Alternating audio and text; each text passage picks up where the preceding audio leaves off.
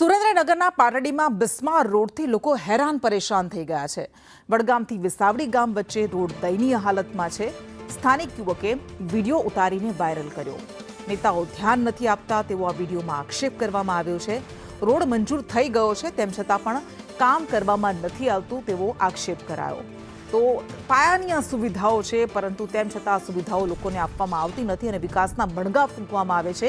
આવા અનેક નાના મોટા ગામડાઓ છે કે જ્યાં રસ્તા બિસ્માર હાલતમાં છે, પરિણામે લોકો ત્રસ્ત થઈ ગયા છે।